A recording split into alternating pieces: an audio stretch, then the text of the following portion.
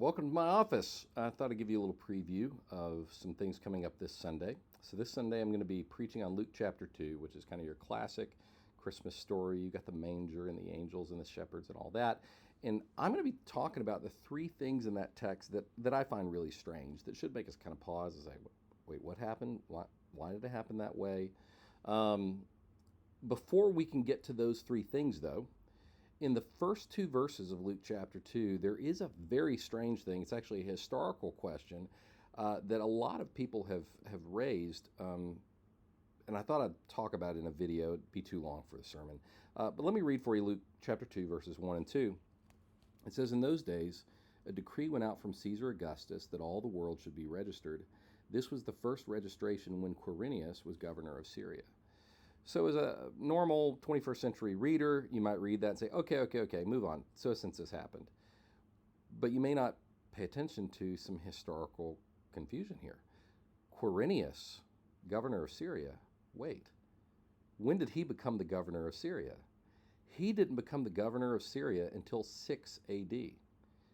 That's problematic because Herod the Great would have been in charge during the time of Jesus. So you have Herod the Great, and you have all these governors who serve under him. The governor of Syria would be one of those people. Quirinius did not serve under Herod the Great. Quirinius served under Herod's son.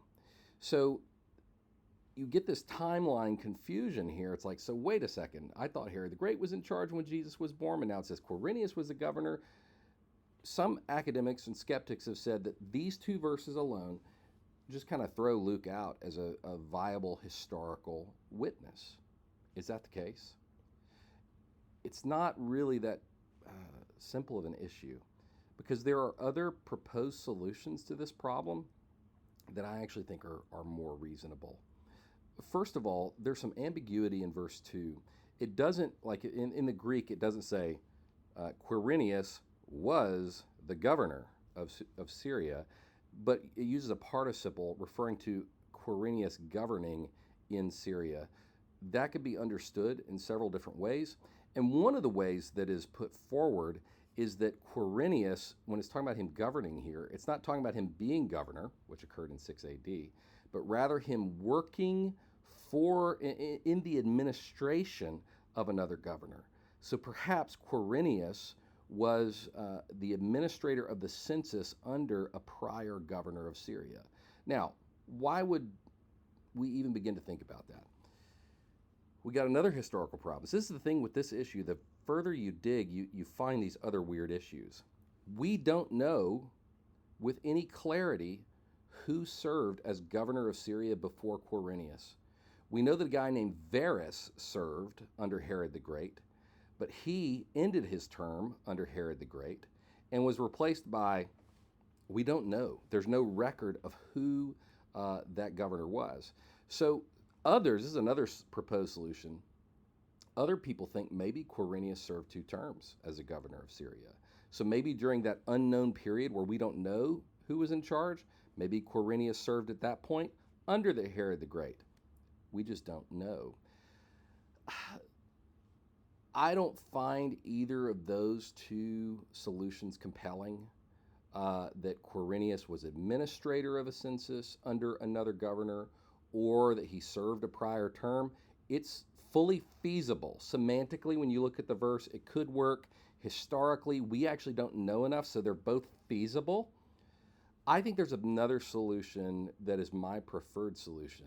So in verse 2, it says, "This was the first registration when Quirinius was governor of Syria." That word first doesn't always have to be translated first. It could say this was before the registration when Quirinius was governor of Syria. Why in the world? Okay, so let's imagine this, that the census that brought Joseph and Mary to Bethlehem was not under Quirinius, but some under either Varus or the unknown governor of Syria. Why then would Luke mention that this was the one before Quirinius? Here's why. Quirinius' registration was a real mess. And it actually led to a revolt led by a guy named Judas of Galilee. So it got some press even in Josephus, So Quirinius's registration was well known for being problematic. It caused some issues.